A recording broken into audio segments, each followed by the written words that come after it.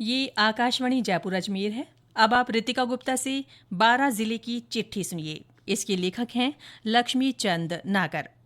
जिले में इन दिनों मानसून की सक्रियता बनी हुई है। लगातार अच्छी बारिश से जल स्रोतों में जल का स्तर बढ़ रहा है। वहीं छोटे बड़े बांधों में पानी की आवक जारी है। जिले के 18 में से 8 बांध लबालब है।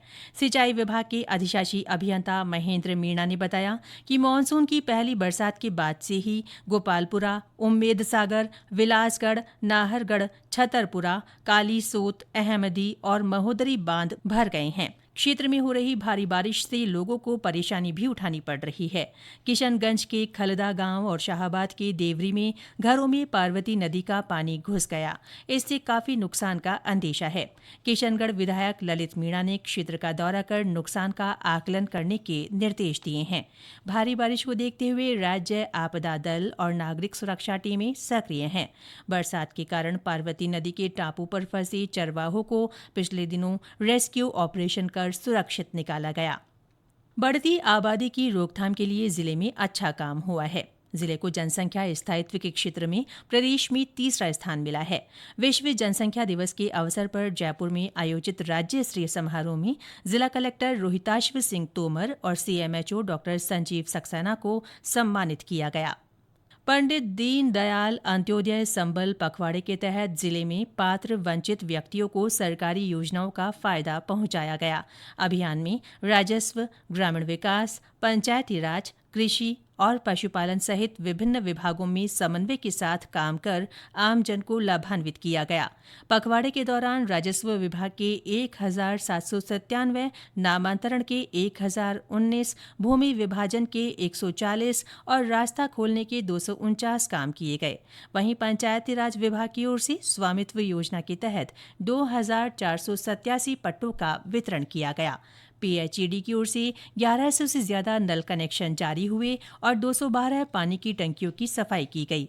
वन विभाग की ओर से अब तक 4,27,000 से ज्यादा पौधों का वितरण किया जा चुका है।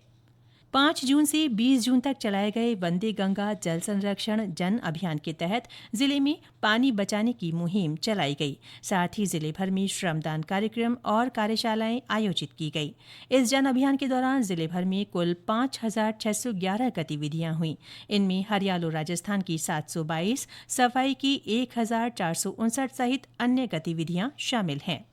उप जिला निर्वाचन अधिकारी दिव्यांशु शर्मा ने पिछले दिनों 12 में मान्यता प्राप्त राजनीतिक दलों के साथ बैठक की। इस दौरान फोटो युक्त मतदाता सूचियों के विशेष गहन पुनरीक्षण कार्यक्रम पर चर्चा की गई। उन्होंने बताया कि इस कार्यक्रम के तहत घर घर सर्वे कर गणना प्रपत्र तैयार किए जाएंगे। बीएलओ सभी निवासियों से चुनाव आयोग की ओर से निर्धारित मानक दस्तावेज प्राप्त करेंगे। इसके बाद त्रुटि रहित मतदाता सूची तैयार की जाएगी। उन्होंने बताया कि बिहार की तर्ज पर राजस्थान में भी ये कार्यक्रम प्रारंभिक रूप से लागू किया जा रहा है। सशक्त 12 प्रगति को शक्ति अभियान के तहत जिले में विशेष योग्यजन के लिए शिविर लगाए गए। ग्राम पंचायतों और पंचायत समितियों में 9 जून से शुरू हुआ ये अभियान 7 जुलाई तक चला। शिविरों के माध्यम से 1,338 दिव्यांगों का पंजीयन किया गया। साथ ही 342 दिव्यांगों के आधार कार्ड बनाए गए। नगर परिषद की ओर से पिछले दिनों स्ट्रीट वेंडर्स और असंगठित क्षेत्र के कामगारों के लिए शिविर लगाया गया। मुख्यमंत्री स्वनिधि योजना के तहत लगाए गए 3 दिन के इस शिविर में शहरी क्षेत्र के श्रमिकों का पंजीकरण किया गया। इसमें बड़ी संख्या में ट्रांसपोर्ट वर्कर्स, फल सब्जी विक्रेता, रेहड़ी पटरी पर सामान बेचने वाले और फूड डिलीवरी करने वाले गिग वर्कर्स ने आवेदन किया। शिक्षा मंत्री मदन दिलावर बीते दिनों जिले के प्रवास पर रहे। उन्होंने रातड़िया के महात्मा गांधी उच्च माध्यमिक विद्यालय में पुस्तकालय कक्ष का लोकार्पण किया। इस अवसर पर श्री दिलावर ने कहा कि बच्चों के व्यक्तित्व निर्माण में शिक्षकों की बड़ी भूमिका है।